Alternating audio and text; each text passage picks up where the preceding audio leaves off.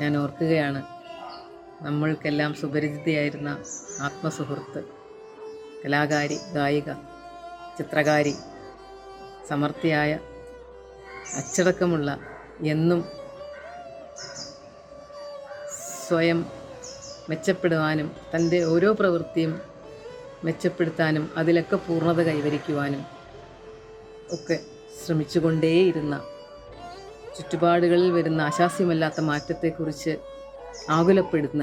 വിട്ടിരുന്ന ലതയിൽ നിന്ന് ആരംഭിച്ച് ദേശീയ തലത്തിൽ തന്നെ അറിയപ്പെടുന്ന ഒരു പരിസ്ഥിതി പ്രവർത്തകയായി പരിണമിച്ച ഡോക്ടർ ലത എന്നും ഒഴുകുന്ന പുഴകൾക്കും ഹരിതാർഭമായ കാടുകൾക്കും വേണ്ടി നിലകൊണ്ടിരുന്ന, നിലയ്ക്കാത്ത പ്രവാഹമായിരുന്ന ലത ഇന്ന് നമ്മളോടൊപ്പമില്ല.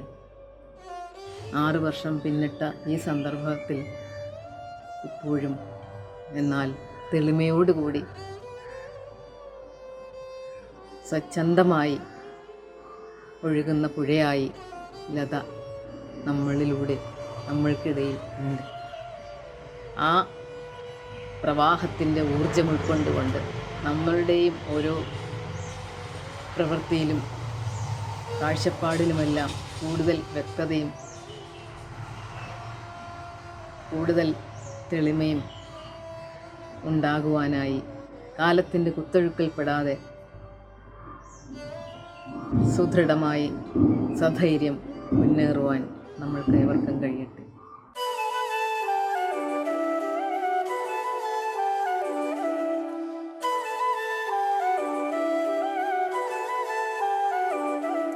നമുക്കെല്ലാം ഏറെ ഇഷ്ടപ്പെട്ട ഒരു വ്യക്തിയായിരുന്നു സുരേന്ദ്രനാണ്.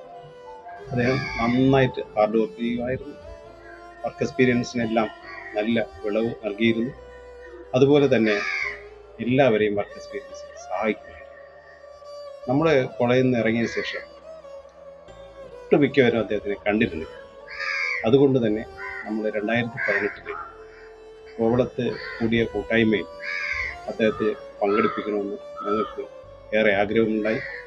അതിൻ്റെ അടിസ്ഥാനത്തിൽ ഞങ്ങൾ കുറേ പേർ അദ്ദേഹത്തിൻ്റെ വീട് സന്ദർശിച്ചു.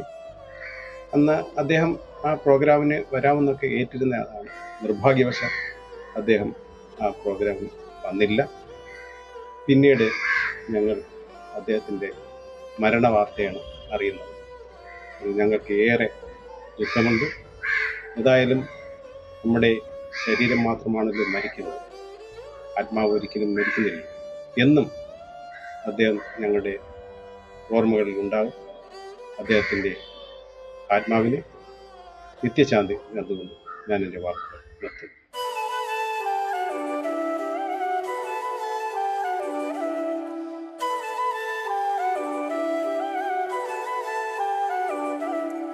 എനിക്ക് ജ്യോതിയെക്കുറിച്ച് ഓർക്കുമ്പോൾ നല്ല സന്തോഷമായി ചിരിക്കുന്ന ഒരു ഹാപ്പി പേഴ്സൻ്റെ മുഖമാണ് മുന്നിലേക്ക് വരുന്നത്.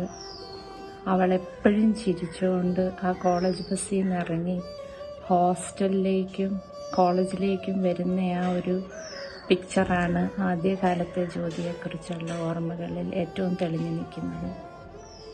അവസാനമൊക്കെ ആയപ്പോഴത്തേക്ക് അവളുടെ അസുഖം കഴിഞ്ഞാലും അവളെ കാണാൻ പോകുമ്പോഴും എപ്പോഴും അവൾ സന്തോഷം, പോസിറ്റീവായിരുന്നു. എല്ലാവരെയും കാണാനും എല്ലാവരുടെ വിശേഷങ്ങൾ അറിയാനും അവക്കെല്ലാവരെയും കുറിച്ച് അറിയാനായിട്ട് ആകാംക്ഷയായിട്ട് ഓരോരുത്തരുടെയും കാര്യം അവരുടെ ഭർത്താക്കന്മാരുടെയും മക്കളുടെയും ഒക്കെ ചോദിച്ച് ഹാപ്പിയായിട്ട് ചിരിച്ച് കളിച്ചിരിക്കുന്ന ഒരു ജ്യോതിയാണ് നമുക്കറിയാവുന്നത്. ജ്യോതിയുടെ സ്വഭാവത്തിൻ്റെ പ്രത്യേകത എന്താണെന്ന് വെച്ചാൽ അവൾക്ക് എല്ലാവരുമായിട്ടും എന്തെങ്കിലും ഒരു ജെല്ല് ചെയ്യാനായിട്ട് ഒരു കാര്യം ഉണ്ടായിരുന്നു. ഇഷ്ടംപോലെ തമാശ പറയുകയും ചിരിക്കുകയും ഒക്കെ ചെയ്യുന്ന ഒരു വ്യക്തിത്വത്തിൻ്റെ ഉടമയാണ് ജ്യോതി. വളരെ വലിയ ഹൃദയമുള്ള ഒരു കുട്ടിയാണ്. എല്ലാവരെയും സ്നേഹിക്കാനും സന്തോഷിപ്പിക്കാനും അവൾക്ക് സാധിച്ചു. അവൾ സന്തോഷമായിട്ട് ഇരിക്കുന്നിടത്തിരിക്കട്ടെ എന്ന് പ്രാർത്ഥിച്ചുകൊണ്ട് അവസാനിപ്പിക്കും.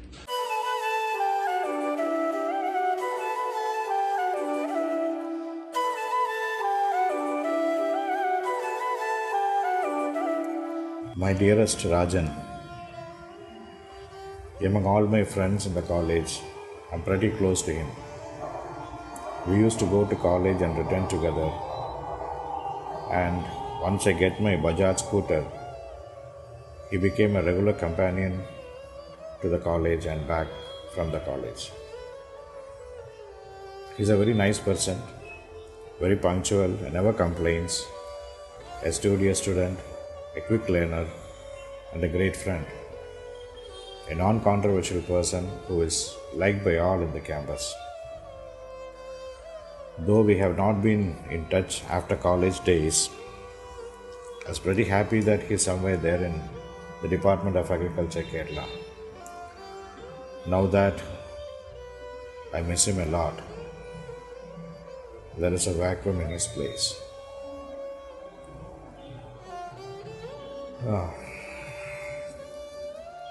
Let us pray that God gives enough strength to his family to overcome this great loss and for his soul to attain eternal peace with this universe. We all love you, Rajan.